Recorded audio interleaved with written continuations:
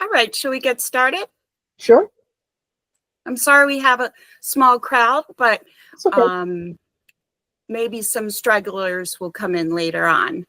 So I wanted to introduce to you Kim Offord, and she has most recently, what I'm aware of, done a AI video for a Grammy Award-winning music artist, Lalah Hathaway. And I was excited. That's actually how I connected with Kimberly, because I was excited to see that such a, great, big, huge artist was embracing AI.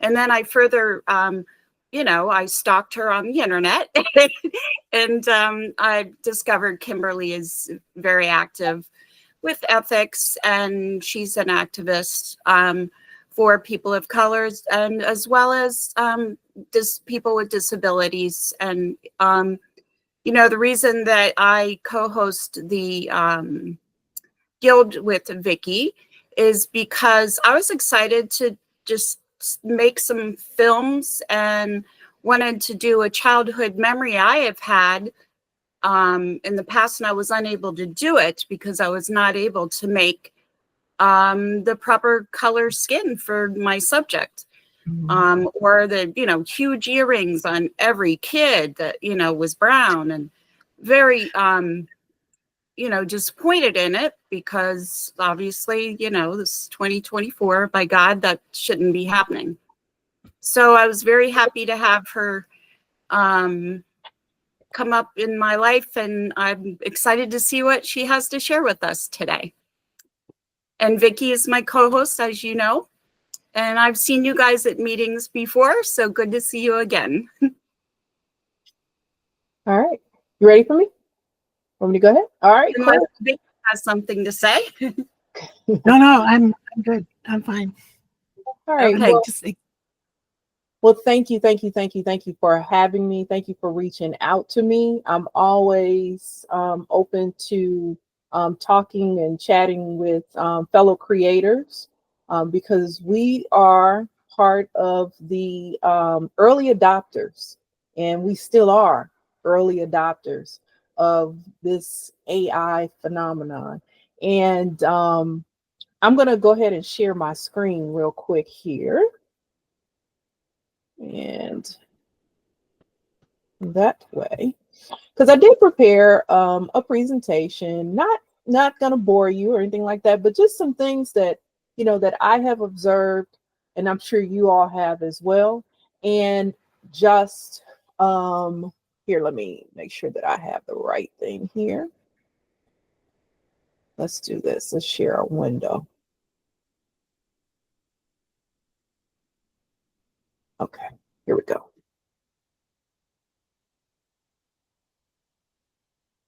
Oh, no, that is that. Oh, then you have to click on the actual window that you're sharing. Got it. It's Google Meet is weird like that. It was what happened when I came in the first time, huh? All right, Yes. Let's see. I am so used to Zoom. I haven't presented on Allow. I haven't presented here. So let's go from the beginning here. And can you guys see? Everything is going really slow. Jeez. My apologies. Okay. You can see all your slides. The screen with all. We just want to see one at a time. There you go. There we go. All right. I'm gonna move. It's going really slow. Okay, here. Let's do this. Let's move this over here. There we go. All right. But I can't see you guys anymore, so but it's okay. We're here. You're here. You're there. Well, yeah. Okay, cool. Questions. Cool. So again, my name is Kimberly Offord, and guess what? I'm a realtor. I'm actually a realtor. I started, I'm a managing broker, and I've had agents. I've done all types of things, and I got into AI as a result of being a realtor, basically. and educating my realtors on how to market themselves, how to brand themselves, how to use AI to do that. And I started using AI and AI images for social media marketing and and what have you. Now, as I get into a little bit about me, you'll understand where this all comes from. So I always like to start off with my thought that I have adopted throughout my entire life. And that is, infinite thoughts create endless possibilities. And that has been my mantra, my mantra for a very long time now. And what I mean by that is don't limit yourself. Allow yourself to think outside of the box. And I think that's why all of us, love AI so much, because the box is not even there. There are no limits to anything and everything that you can imagine, especially when working with AI images and AI video. So here's a little bit about myself. I am an entrepreneur. I've been an entrepreneur for most of my career, full-time, part-time, etc. But I have always been an entrepreneur. I was my grandmother raised me, and she was an entrepreneur as well. So it's ingrained in me, I guess you could say. But I am the founder of what is called Playground Pastime, and that is the alternate world that I developed in with AI and AI images. And it is that world and the images from that world that people most recognize me, who I am, or they'll see my images and they'll say, those are Kim's, those have to be Kim's. And this also how I was noticed, I guess you could say, by other entertainers, etc., who asked me to create images or to create videos for them. It was through those particular images. And those are not the only images that I do, because I do this professionally as well, because I have an AI branding and marketing agency as well. But I'm an experienced educator, collaborator. I call myself a storyteller, to be honest, because the images that I create, they tell a story. The videos that I create, they tell a story. I'm committed to diversity, as you'll see through my images, but I'm also a licensed realtor and a managing broker. I don't manage anymore, but I do sell houses, and I had a closing today. Thank you, God. Okay. So I still I do enjoy still selling real estate. Although AI and me being a presenter, I have workbooks that are carried by the National Association of Realtors. And so I'm kind of moving along into that education piece, which is why all of this really, it all kind of fit in really well, because I've always been a speaker. I've always been an educator. And my background is in marketing. So I'm born and raised in Chicago, and I have a bachelor's degree from the Columbia College here in Chicago in marketing communications. Then I left there, went to Northwestern University in Evanston, and got a master's in marketing. So marketing has always been my thing all these years, telling stories, communications, images, looking at what the stories that images tell in terms of marketing and how we relate to what we see has always been part of who I am. And yes, as was in my introduction, I am the creator of the Tunnels music video that I was commissioned to do that by artist Lalah Hathaway. And I'm so excited because that album is now nominated for a Grammy. And so to be part of that is just a blessing, in my mind. It's just an absolute blessing. So here, this is Playground Pastime. And let me do something real quick. Okay, let me go back. Okay, cool. This is Playground Pastime. This is the world that I have created, except for this one image here on what would be my right. That is from the Lalah Hathaway video. And that is one of the images that was in that particular video. But my images, I specialize in creating diverse and inclusive imagery and videos. And I'm really, really, really passionate, about what I do, but I'm also passionate about combating bias. And so that's what I'm doing, or that's what I love to do. And that's what shows in the images that I have. Now, I have a video that I'm going to show, and I hope that you can hear it. And I'll ask if you all can hear the volume for it. But I recently applied for a grant. And I don't know, you may know about this this group, but I applied for a grant because I wanted to take this platform and this initiative to another level. I didn't get it. It's okay. I didn't get it, but I did a really good video as a result of it. And so I'm going to show you that video, and that will kind of sum up for you what my intentions are. All right.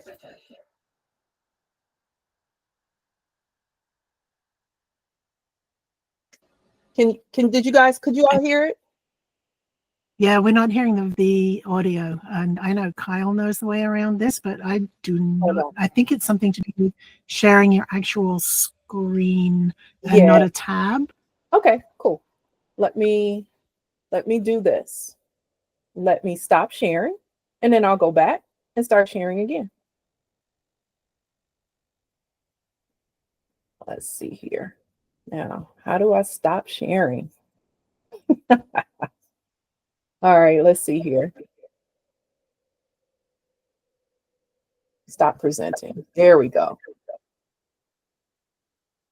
Okay. All right, I'm going to go back in, and this time I'm going to include the volume.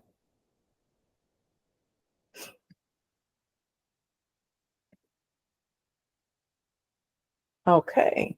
So you're saying I should share my entire screen in order to? Yes, I believe volume? That's how it works. Okay, cool. All right.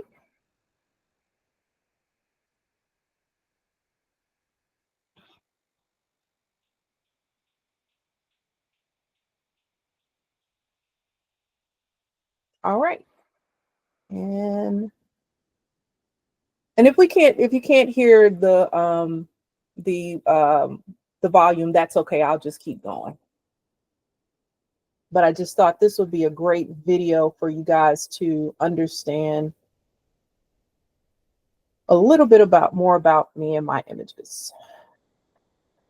How about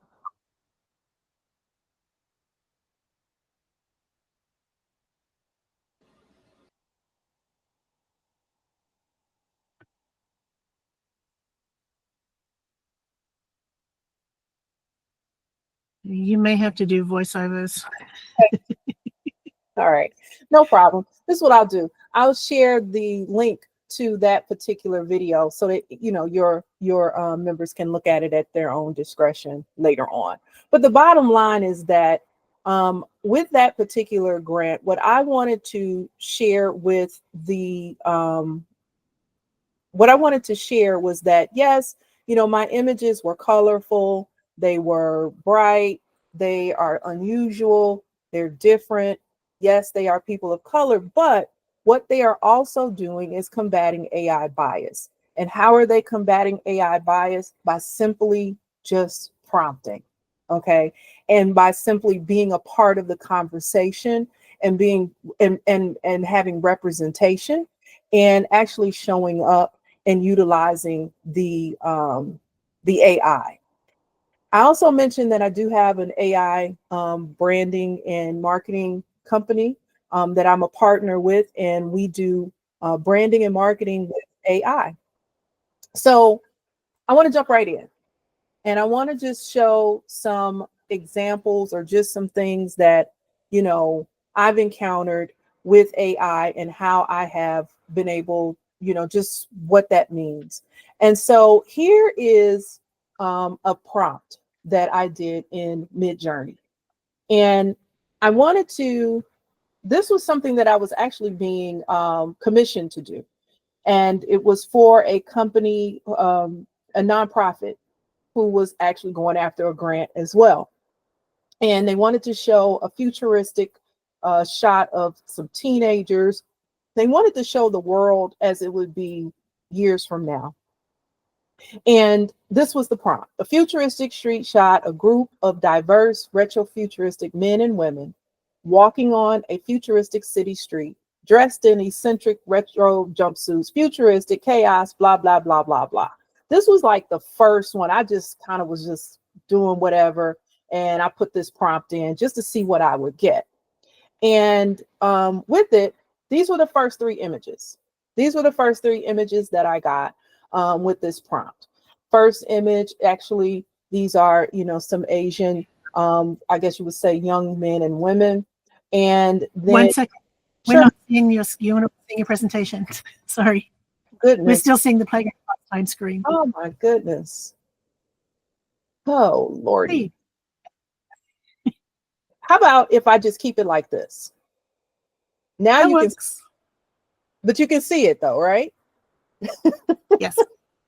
I don't know what it is when I hit present.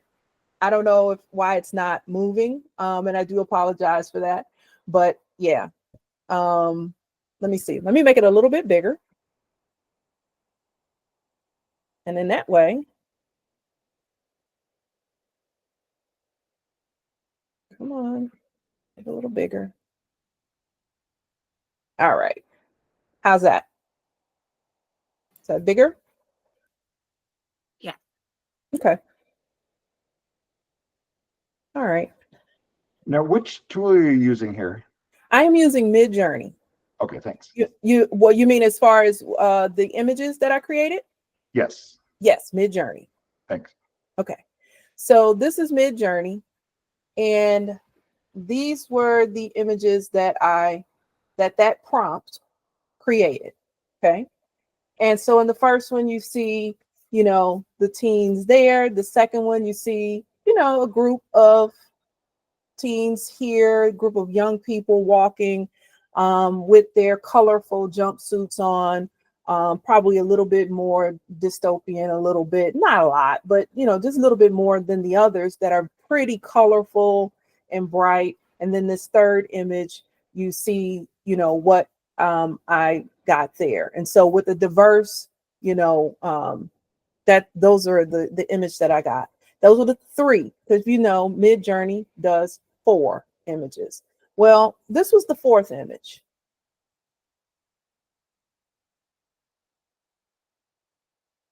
That was the 4th image that Midjourney generated from that prompt. And you can only imagine that I was appalled. I was flabbergasted. I was like, what in the world is this? And usually, well, you know, with Midjourney, you can't delete anything. You can just hide it. And so something told me, no, I'm not going to hide this. And I actually wrote an article and put it in Medium. And I talked about, you know, how there is, you know, how in the world would I get these bloody people with guns and with looking how they're looking, get those other images. And in this one image, they were all people of color. I asked for diverse, you know, people. And this is not the first time that something like this has happened. But this one was really extreme. So you have to ask the question, okay, what is AI bias in imagery? What is the origin? And how does it show up in images and video? And I think we're all here very experienced in AI. And just so that you know, I only create images, even though I've done it on other platforms, I only create images in Midjourney. That is my number one platform, is Midjourney, for image generation. And then my number 2 platform for image generation now is Luma Dreamlabs. So here we are, we have this. So what is AI bias in imagery? What is the origin? And then how does it show up in images and video? Well, one of the ways that I use, the other ways that I use AI, yes, I love creating images in my world. I love, you know, creating video and putting on my platform and then being commissioned to do stuff. I love all of that.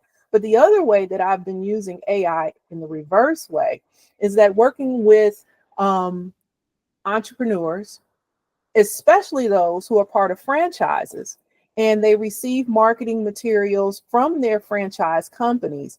And those marketing materials do not look like the people that they service.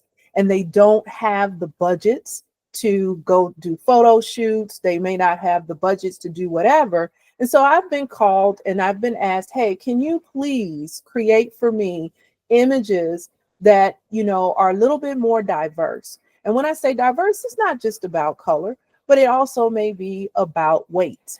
It may also be about disability. Creating just this image in the wheelchair, that took a lot at the time when I created it in Mid-Journey. Any type of disability is nearly impossible to create in any of these platforms. Creating a woman that is the average size of the American woman is almost impossible to do without her looking really terrible. So I think we all know, and I think we're all familiar with it. So what is that bias? I think we all know what it is. It's the tendency to produce those results that are unfairly favorable, or that unfairly favor or disadvantage certain groups based on the data that it's trained on, based on the data that the AI is trained on. Now, generally, these are references to various groups: weight, disability, ethnicity, race.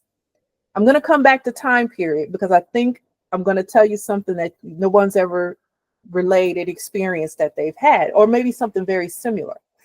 Cultural accuracy is also a big one. Gender identity, age representation. I mean, I can say a 40-year-old whomever, and I'd be good doggone if it doesn't come out, looking like someone who is probably about 80. And I'm like, hold on. 50 and 40 is the new 30. Come on, so you get that. Hairstyles and textures, that is another big, huge one that can be very challenging when you're dealing with, different racial background groups, etc.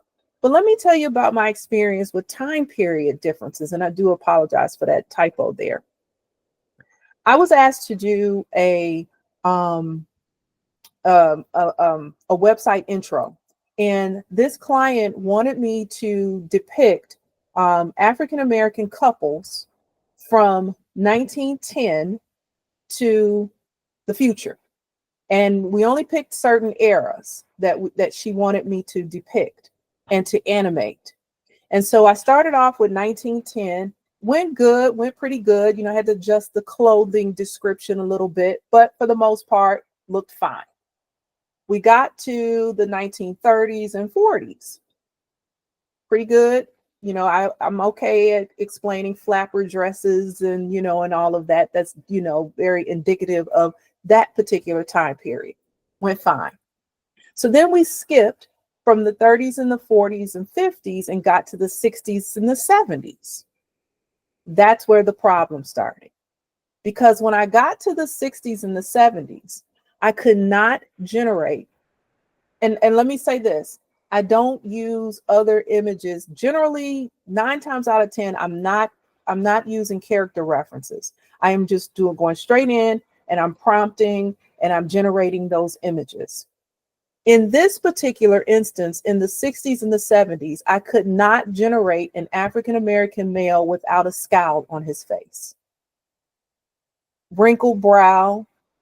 Every single male, no matter what I said, no matter how I prompted, no matter what I did. So what had ended up happening is that I ended up having to go and this time do character references. I had to go get images of athletes, images of actors, images of other prominent African-American men in the 60s and the 70s, and put those into Mid-Journey as character references so that it could learn that I didn't want an angry Black man. I wanted a regular person, just like you did from the 1910s to the 50s. And when I went back to that client and I explained to her, you just don't know how hard it was for me to get this guy with this afro and for him to look like, you know, happy and that he loved the woman that he was standing next to. And she said, well, you know, I'm not surprised, because she's a historian and a photographer. And she said, I'm not surprised that you're telling me this. She said, because think about it, you know, it learns, you know, the AI learns from images and what is put out there based on whatever it, you know, the whatever it learns from at that particular time. That time period, Black men were not depicted in a very great light, because you had a lot of inaccuracies out there of whatever was portrayed, and it was coming out before my very eyes in the AI. And it was really an eye-opening experience. So that's why I said time period differences also could make the difference in what you see with your images. So, Kim, before you move on, Anne had a question about your not using character references. Did you want to speak up, Anne? Or? Sure. Hi, Kimberly. Hi. I was the immediate proud owner of your guides. As soon as Vicki sent me the information about you, and I was like, just in case I can't go, I want to download all of her stuff and make sure I don't lose track of her. Thank you. Your work is beautiful, and I was really eager to hear your perspective on the ethical aspects of it. It's one of those things, like once you get attuned to something, you can't unsee it.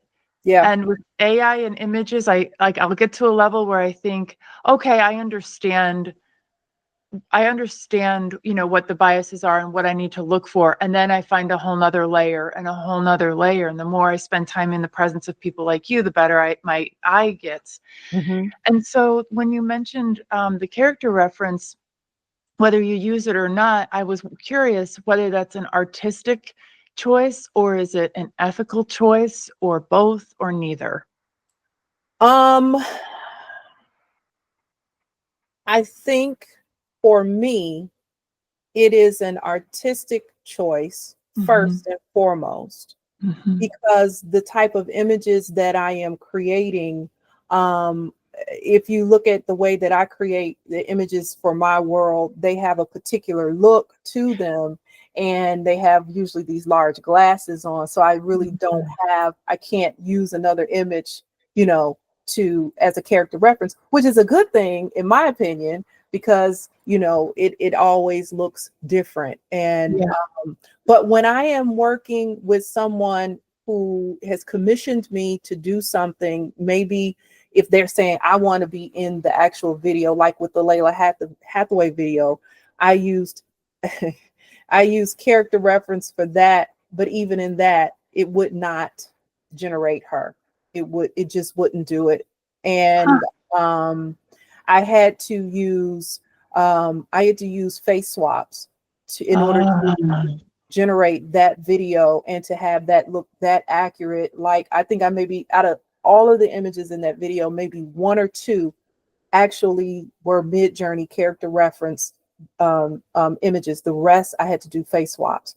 But I choose not to most of the time, and not unless I'm emulating something that, or paying tribute to something that's out there, then I'll use character references. But other than that, I don't. Okay. Yep. Okay. Thank you. Yeah, thank you for that question. And listen, I don't mind being stopped in the middle. I love answering questions. So that's a good thing. Just wanted to put that out there. Okay.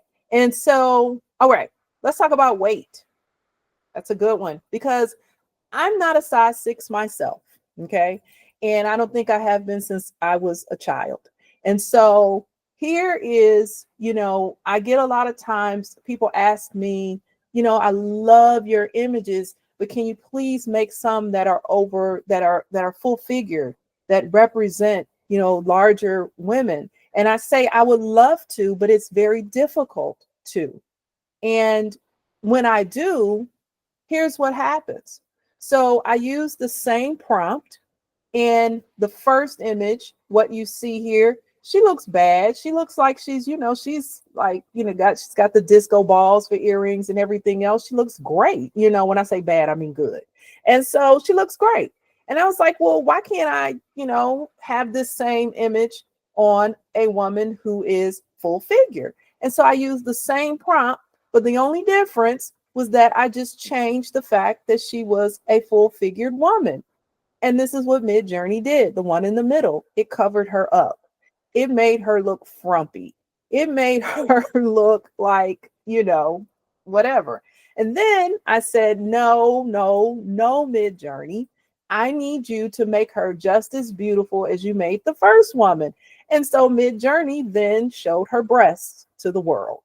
And so I had to, I did the whole censored thing. And this is another article that I put in Medium where I said, when I talked about how difficult it is to just prompt, the variations in sizes and what type of words do you have to use in your prompts just to get the woman to not be a size 6. You have to use sometimes words that are degrading, words that you wouldn't say, to anyone else. You have to say fat. You have to say, overweight, plump, full figured, voluptuous. And then when you say that, then her breasts are hanging out. So it's a lot of different ways that you have to prompt in order to get this. But even when you do, it's not always flattering at all. Definitely not like the others. And some of you all have probably seen this, Jupiter Fong. She is on Instagram. And we have become very good friends. Very good friends. I love her account. Her account is probably the Asian version of my account. And when I first saw all of her images, I was like, oh my God, they're so beautiful. Look at this. This is different. I love it. I love it. I love it. And she and I had a conversation actually just the other day. And she said to me, Kim, do you know how hard it is for me to get an Asian woman in Midjourney? And I said, really? And she said, yes. And I'm going to talk about that next, video. She said, I'm going to tell you, and it's one particular video generator that is very bad at this. She said that whenever she would turn her images, first of all, she had to get the image, and Midjourney had a tendency of putting clothing on her images that were typical of women in Vietnam or typical of women in, rural Asian communities. And so first she had to kind of get past, I want them dressed like this, But then the other thing she said is that when she would do video, they would start off just like how she put them in there. And then they would turn into either geishas or they would be nude. And to the point where she had to actually reach out to the platform and say, what is going on here? What do we have to do in order to assist your platform in learning that some of this stuff is inappropriate and it's actually offensive? And so it was really interesting to me that she and I both were having the same experiences. Or what it would do is her images would start off Asian and they would end up European, or they'd end up white, or they'd end up a whole different ethnicity. And that's the same thing that happens to me a lot on a lot of these platforms. And that's where I was going to go with the video. One platform in particular, I no longer prompt any people on that platform. I only use it for scenery, objects, etc. Because what it does is that I could give it this image here. By the time the camera turns or she turns, she's a totally different race. And it happens all the time. To the point where now I only do video on Luma and on, I'll do it a little bit on Hailu as well. Well, I only do video of people. Let me say that on those platforms. Okay. So what's the impact of bias in imaging? Well, it leads to underrepresentation and misrepresentation of marginalized groups, and it perpetuates stereotypes, and then erodes a trust, and it excludes diverse perspectives from, creative and from professional opportunities. So, some might say, well, just change your prompt, just change up what you're doing. Or, well, I know that that's incorrect, but would someone else know that whatever happened is incorrect? I don't know. Well, do you believe that these impacts are significantly greater in the AI domain than they are out in the real world, where the AI got their training data? I'm sorry, I was trying to fix my camera there. Do I think that, say it one more time for me. Do you believe that these impacts are significantly greater in the AI world than they are in the real world from which the AI drew its training data? I mean, are these just facts about the world that AI is simply reflecting, or do you believe AI is actually making them a lot worse? Both. Both. I think both is happening. I think that it is a reflection. It is absolutely a reflection, because think about it. The AI it learns in how we know, all of us here, we know the AI learns in how many different ways? 2 or 3 ways. First of all, it learns from the training model and whatever training data that it was given. Okay. And then it learns from the input and what people are prompting. It learns continuously, from those prompts. And so to me, it's a combination of both, because now you have inaccuracies going into the AI, then you have inaccuracies coming out of the AI, and then you have people putting those images out there to further perpetuate the inaccuracies. I mean, that would be my answer to that particular question. And I hope that makes sense. Okay. So here's one of the most overlooked aspects of AI bias. It's narrative exclusion. That is the biggest, one of the most overlooked, because if the AI has an inability to generate images or video that reflect lived experiences, because those stories are absent from the training data, then it could contribute to the silent erasure, or it could, of entire stories, cultures, and histories. And so that's why it's so important that we are paying attention, to it. And I'm going to give you some in a little bit later on in this presentation, because my presentation is not very long at all. I'm not one to do a long lecture on anything. But what is the origin? And I think we've already talked about that. It's skewed training data. Okay, we all know that. Overrepresentation of certain skin tones or certain data sets, they lead to, poor rendering of whatever the opposite of that is. So let's look at the weight situation. If you were to prompt, a woman walking down the street, she's going to be thin. I can guarantee you that. 100% of the time, she's going to be thin. If you say, now you have to say something different in order to get a different type of woman walking down the street. And that can apply to a lot of, different, you put in whatever, substitute it with whatever you want. But it's the skewed training data. And then the algorithms also, they may unintentionally, amplify societal biases. Right. And the training data is skewed, not only in these sort of what we might call protected attributes that get a lot of attention, but hundreds of other attributes that get less attention. And anyone who ever tries to make AI images that aren't sort of really typical into this, right? Oh, absolutely. If what you want to make isn't what all the pictures out there look like, then you end up having to have an uphill battle.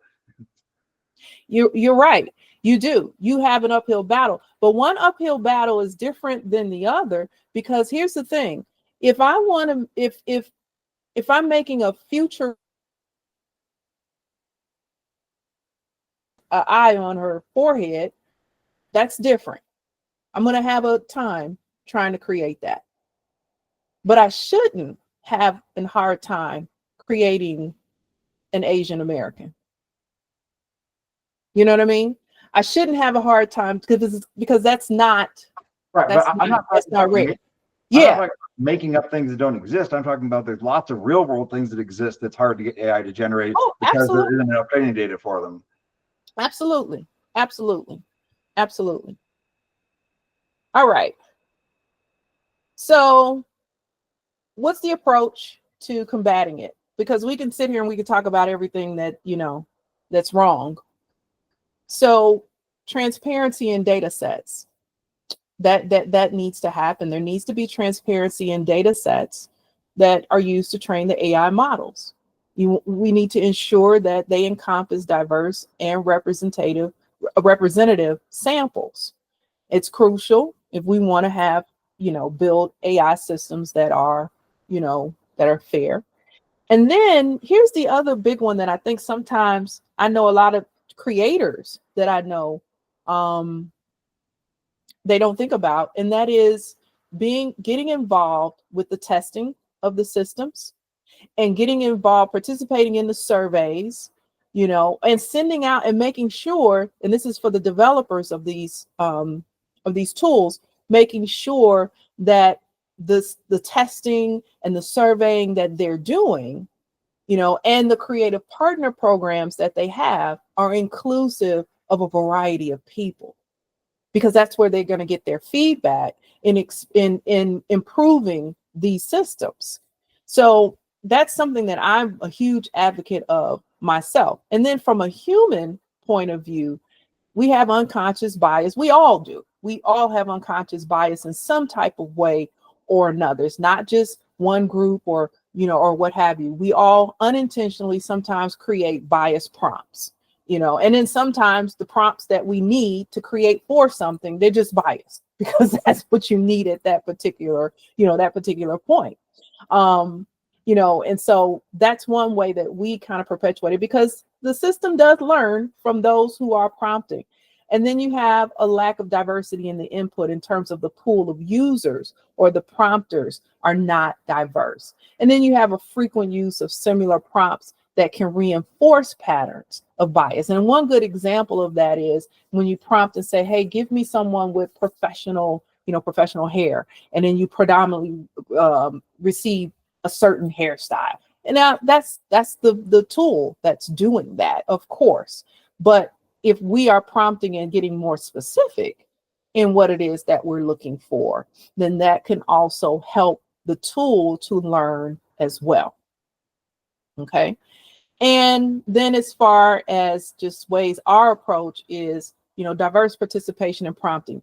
Everywhere I go and anytime I'm speaking, and I speak before diverse audiences, I've spoken for the National Association of Realtors on using AI images, very diverse crowd. I have done, spoke for other entities, youth entities as well. And I always encourage everyone to get involved, just get involved with AI, try it, just try it, and I think that, promoting it more for more diverse participation in the actual prompting process is a small step, but, every small step does add up.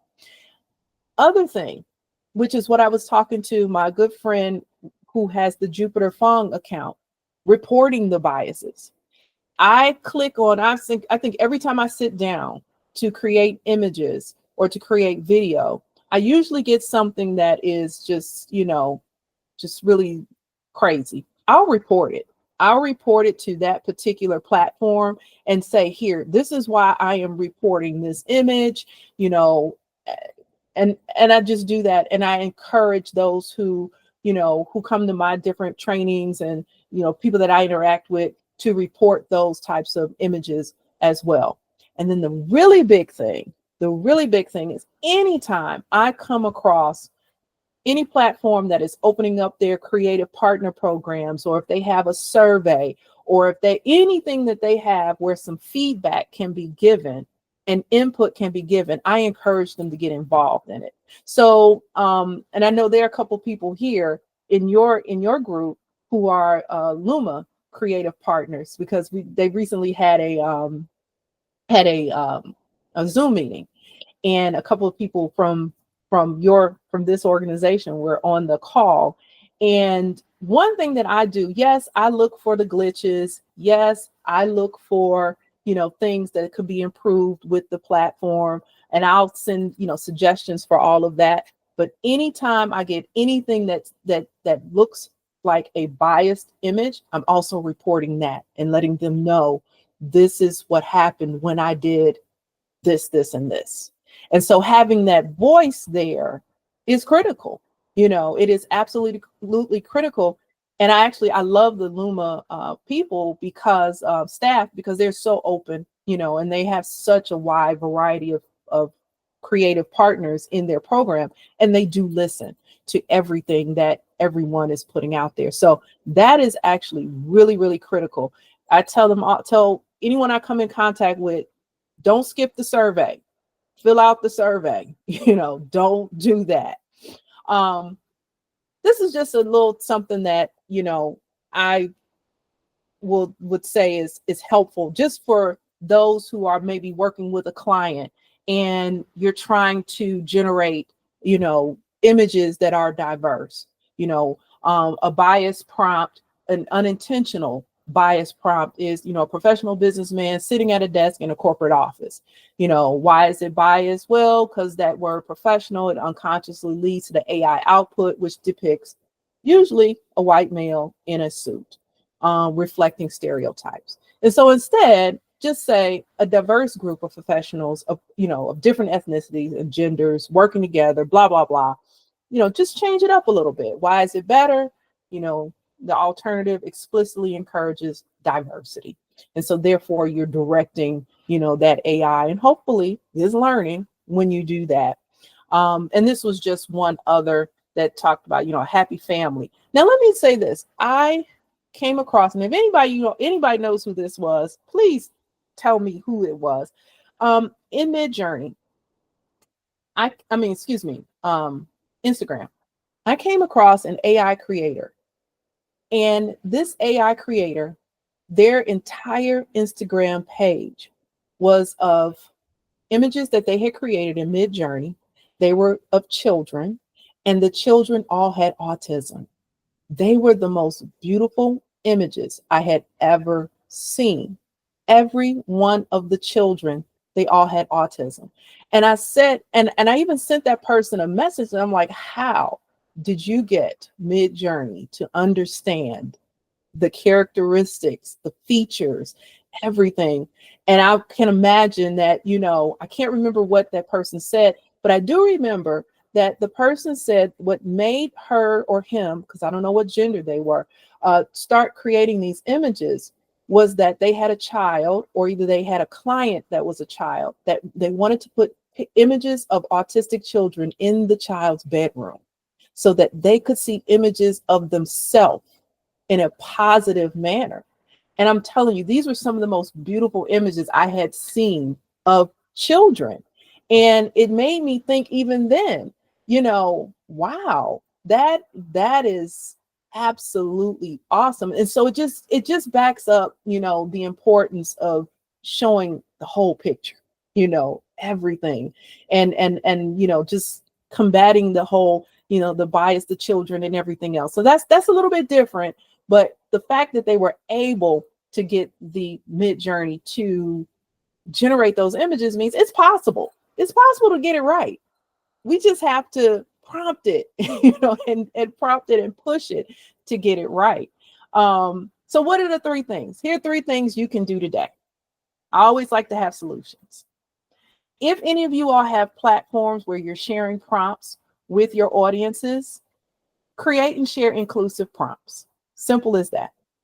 Give out prompts of that instead of saying a beautiful woman, try, a diverse group of women in different ethnicities, ages, body types, men too. I'm not excluding you guys, because I'm telling you, every time I prompt for a guy, he's nice and muscle bound and he looks really, really, attractive, and, he's a certain way. And the first time I asked for a heavier guy, it's like, it's real bad. I'll just say that. It's not good. You know what I mean? And that's not being biased, with heavier men. It's just that I know that this representation that, it's putting out there is just not accurate all the time. So create and share inclusive prompts. The second thing, I've said it, say it again, report and document biased outputs. Do screenshots of those outputs that you get, send them to those particular platforms. And what I was really surprised about is this one platform that Jupiter Fong, that she was reporting to, they gave her a dedicated representative. It wasn't just going to an email and no one was responding. They actually gave her a dedicated representative, because it was happening so much, that she could reach out to and to show, these are the images that I'm getting. This is the video output that I'm getting. This is not right. And she said that person was responding to her, and they were actually, talking to the technical teams and everything else about, what she was getting, et cetera. So there was definitely that response, that great response to, hey, yep, yeah, this is not right. It shouldn't be doing this, So that was that. So take screenshots, provide feedback, tag the developers in your social media posts, to highlight issues. Take a stance, just say something. If you see something, say something. Educate and be an advocate through your content. So use your platform to educate your audience about AI bias and share examples of diverse, inclusive images that you've created. And just take it from that point of view. So that is my presentation. I would love to have a discussion to just talk about, some of these things or answer questions. But you can find me on IG, TikTok, Facebook, LinkedIn. I'm everywhere. And at Kimberly Offord. And my website is playgroundpastime.ai. I would love for you to visit my website, take a look at some of the images, and they are the images from my world. Thank you. I see all the hands going up and everything. Thank you, thank you, thank you. They are the images from my world. And I do have some of my video on there. And I really would like to, I definitely want to invite you to go to Lalah Hathaway's page or her YouTube channel and take a look at the video that is there. And I too was this is just from my website. I too was very, very happy to see someone in the industry really embracing AI and embracing AI images. That was a great experience. I had a lot of fun with making that video, and it is doing really well and getting a lot of attention. And I will tell you that the entertainment industry has now discovered we better embrace AI, because it's not going anywhere. And so I'm getting calls from people in the industry who are saying, listen, it's here. We don't know how to work it because we were resistant to it. You do. Help us. And they're reaching out to a lot of AI creators as a result of, just what they're seeing in terms of film, commercials, marketing, video, all of that. And that's why it is important that we, that there are diverse images and that, we're working on that bias too. So with that, I'll open it up. I'll stop talking.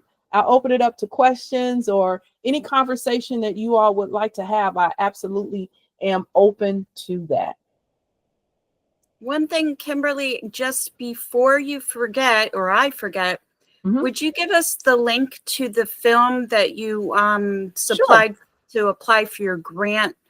Because I really, really want to see that. Absolutely. In the chat, Roger Scott has a question Sure, for you.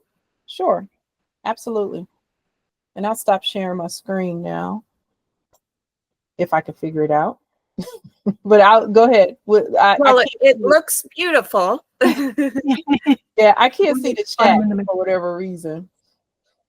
At the bottom in the middle, it says stop sharing. Oh no, you can't see that. Yeah, no, I can't see Yeah. it. But I'll figure it out. In the meantime, you just what's the question, if you could tell me? Okay. So when you were talking about the images of children with autism, Yes.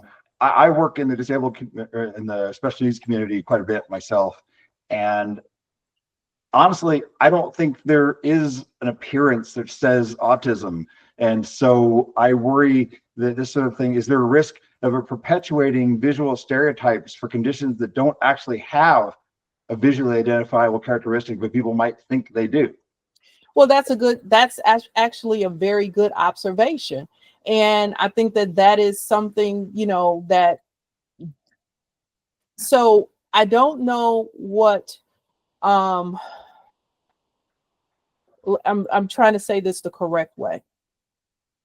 So their depiction was of that they were more, so the creator said that this was what either this person, I can't remember, so excuse me for that, either this person, her child was disabled, or the client's child was disabled, and the images that she created had the same characteristics or features that particular child had.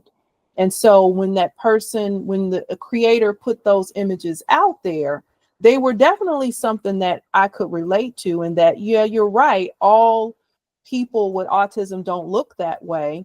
But Well, probably not even most.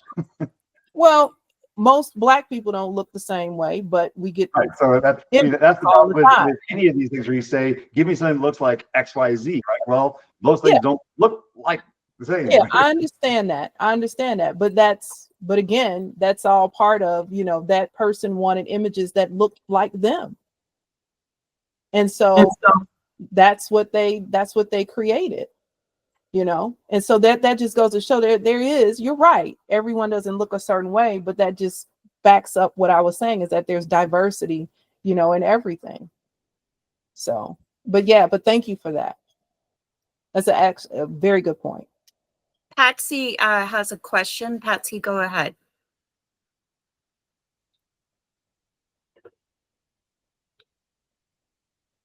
You're on mute, Patsy. I don't see that she's muted. I know this is. I don't see that she's muted either. Okay.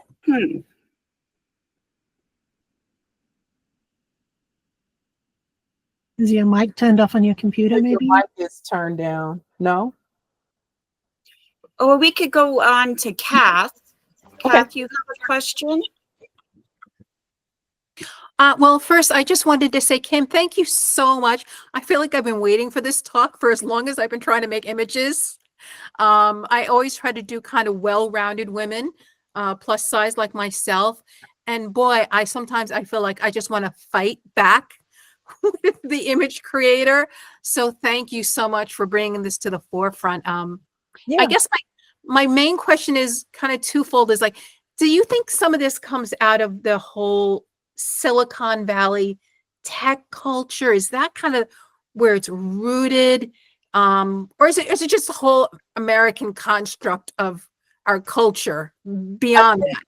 Yeah, I think a lot of it comes from, again, both. And that, when you look at mainstream media, the majority of what you see generally is the majority of what you see in AI and AI images. And so when you look at the training data, where does the training data come from? Where are they getting this from? Do we know? Have we seen it? I haven't. Now somebody else may have, I don't know, but we look at the majority of what you see yourself, it reflects in that AI. It really does. And I see the question, Patsy put it in the chat. Okay. Yes.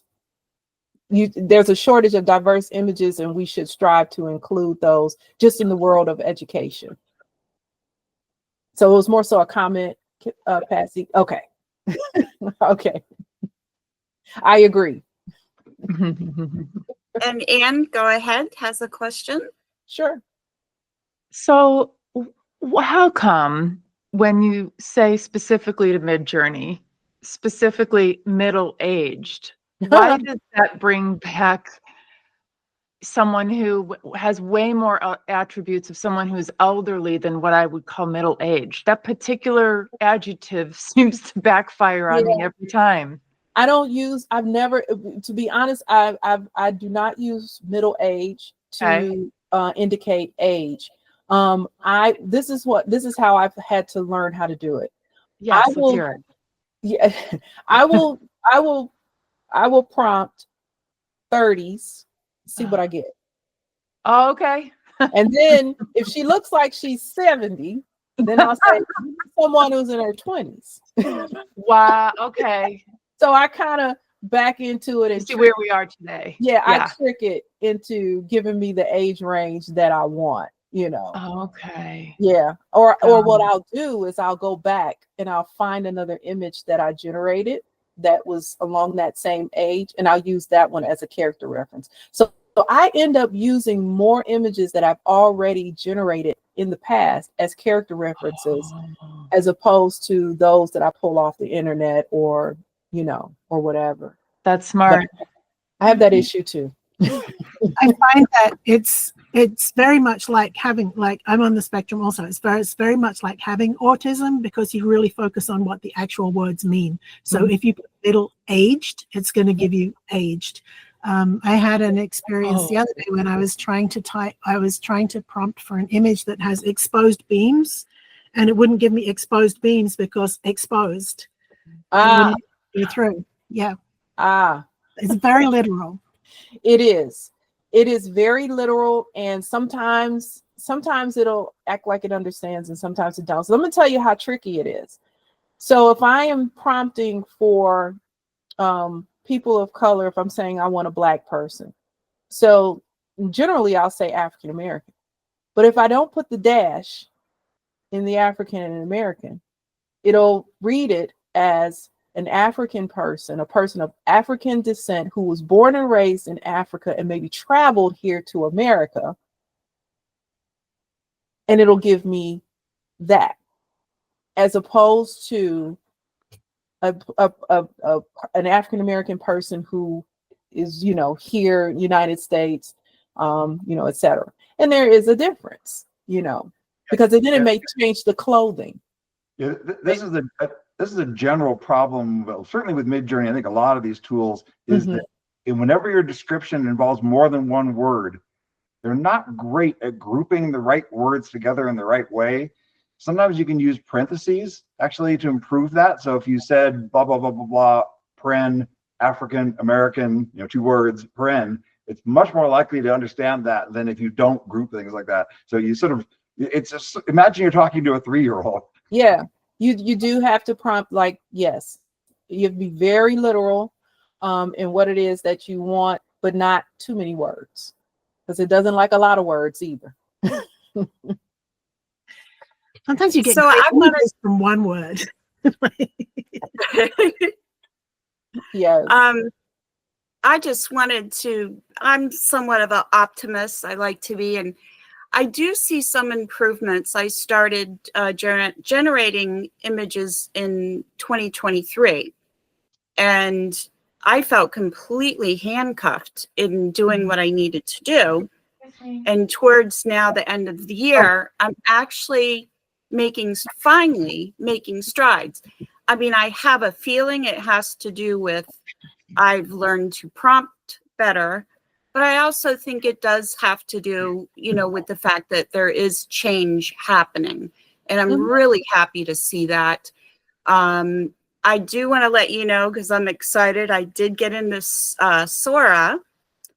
Unfortunately, Sora, every person I prompted, because I like to prompt so that the AI has the choice to get to know the what the platform is like. And every person was white, every one of them in Sora. So I'm very disappointed about that. But just like I did before, I did some reporting of, what I was experiencing, which was only white people. And so I'm optimistic that Sora will make some changes as well. I agree with you in that they have gotten much better. When Midjourney in particular, because that's, like I said, that's the only one that I really prompt people with. And now Luma. Midjourney went through a phase, and it is so interesting. It went through a phase where for about a good month, I could not generate. I don't know what it was, but every Black person that I generated looked as if they were in some type of not even rural, but just third world country with tattered clothes. And I was like, what is going on here? And reported the images, et cetera. And then it progressed and got better, got better. And then and also I got better. I got better in the prompts that I was writing to try to help it to understand, what it was that I wanted. So thank you first of all, congratulations for getting into Sora, because you're one of the very few. It's like you got the golden ticket to the Willy Wonka chocolate factory. I was psyched. Yeah. Very pleased. It's funny. When I first started using Midjourney, one of the very first things I focused on was getting it to not do things I didn't want. It seemed like the things it was doing I didn't want were more significant than than the trouble getting to do I did want. Just getting it to stop being Midjourney in certain ways. And I think a lot of people have that same, I've talked about the same experience, that it has things it wants to do, and if you don't want those things, then you got to learn how to shut it up. Yep. That's half the battle. That is half the battle. So yes, I've had that experience as well. Definitely. Does anyone else have questions for Kimberly? Yeah, I have one more Midjourney related question. So you mentioned Midjourney learns from its prompts. This is not something I was aware of. Can you elaborate on that a little bit more? So, I have been doing a lot of, just reading and looking and, trying to understand what effect the actual prompter has on the AI. And all AI, it learns a lot from those who are prompting it. We know ChatGPT and all the rest of them. Yeah, they have training data, but they all, from my research, they all eventually start learning more. They learn about, what prompts maybe, what you are asking for, and, et cetera. But, it's along that same line. Of just learning, from the various people that are prompting in it. Now, it's might be a small percentage of what directs that AI, but it does absolutely, learn from that. And thank you for the compliment on the tunnels video. Thank you. That was a lot of fun. That was 11 different edits. Oh my goodness. It was a lot. Wow.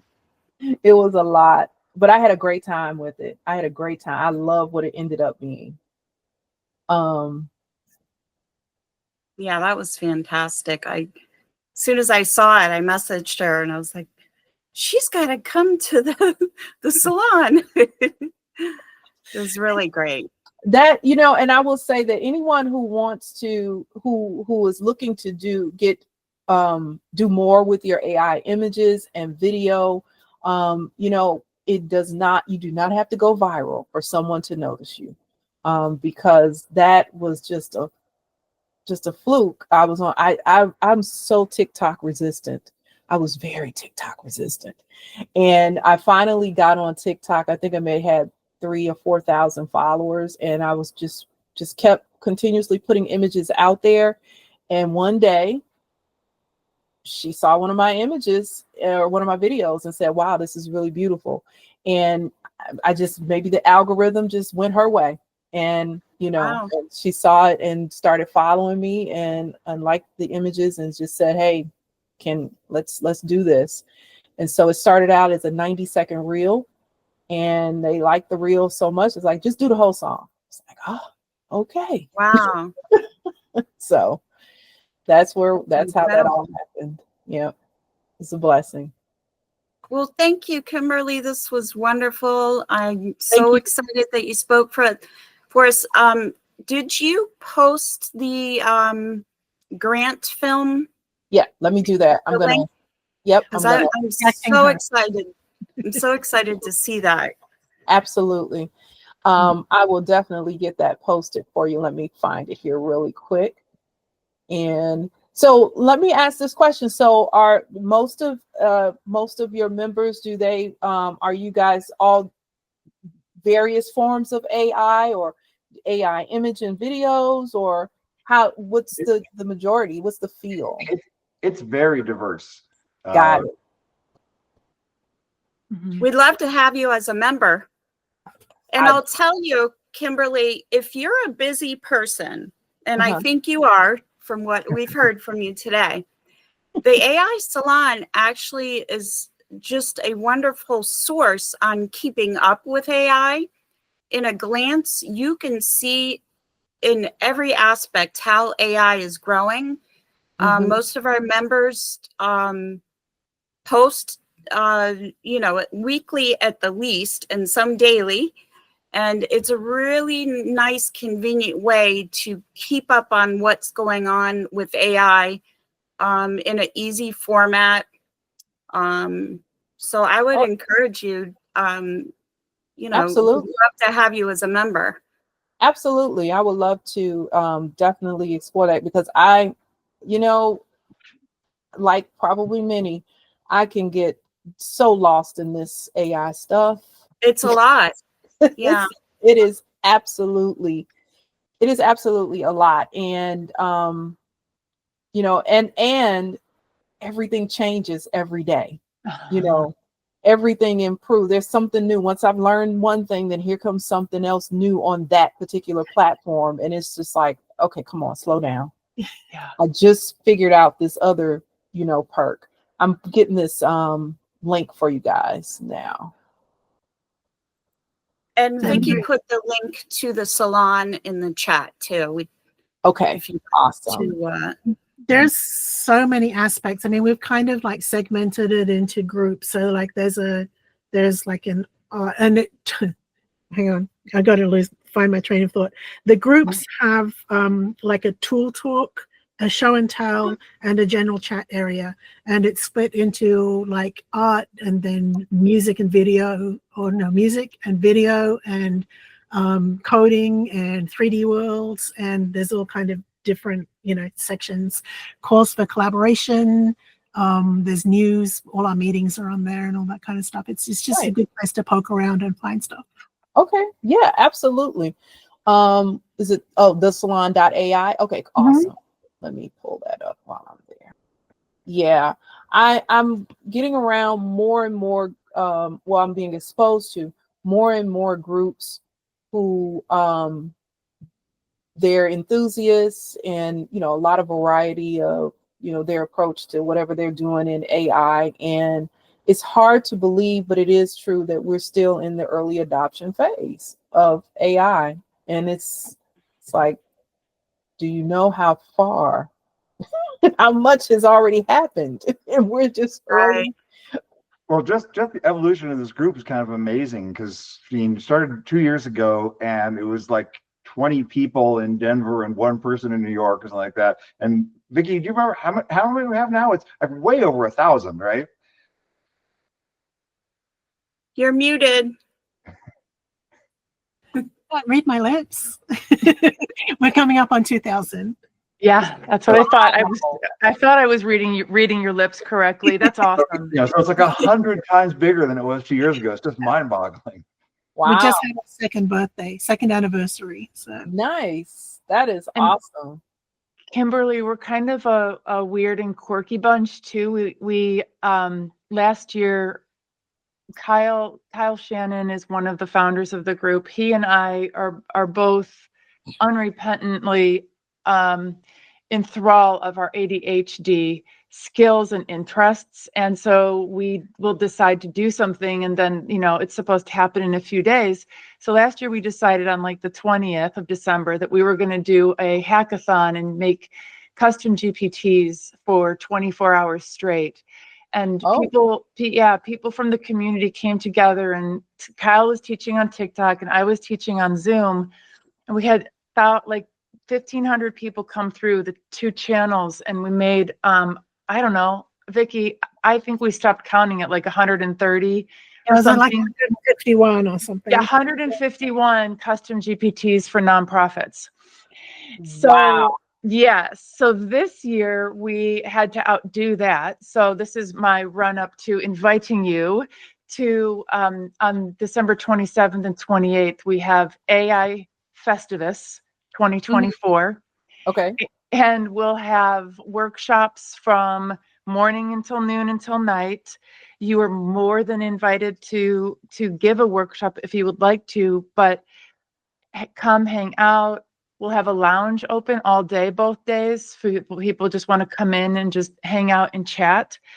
But I particularly thought I would mention it because the woman who I mentioned, Marisol Rios, in the chat, she does AI portraiture, and she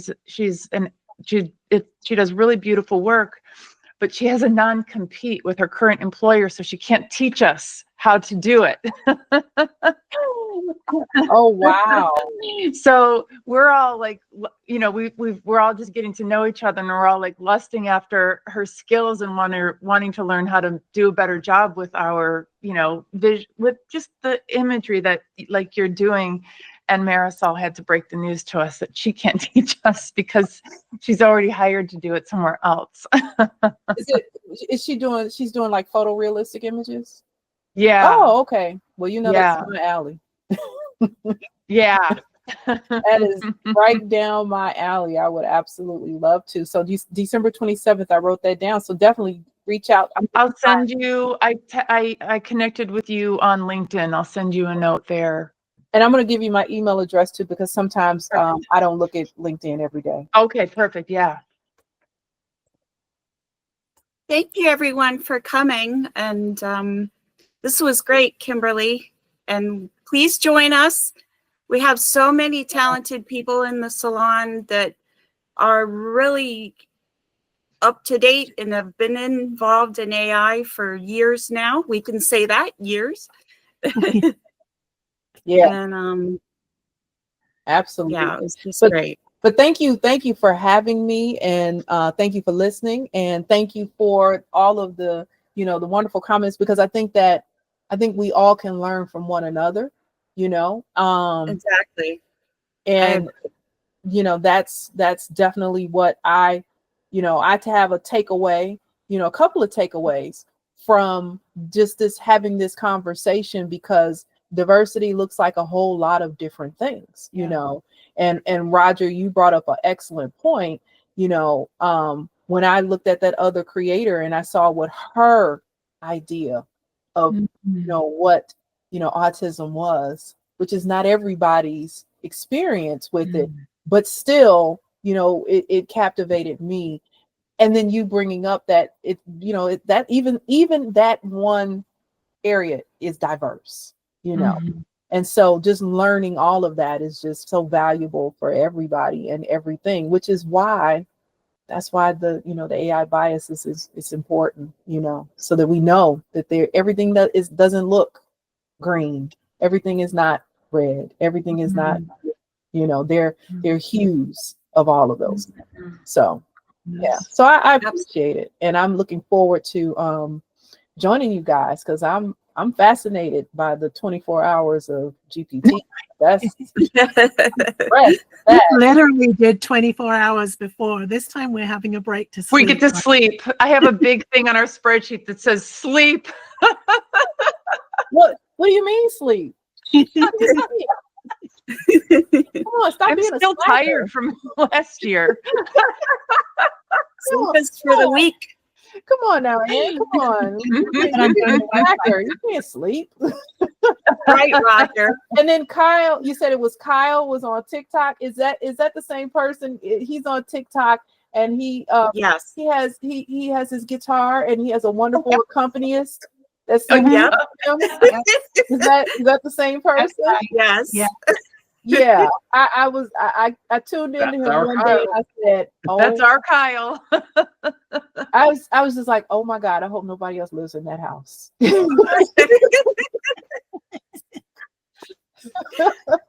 Because that, oh my goodness, I was like, wow, that's so beautiful.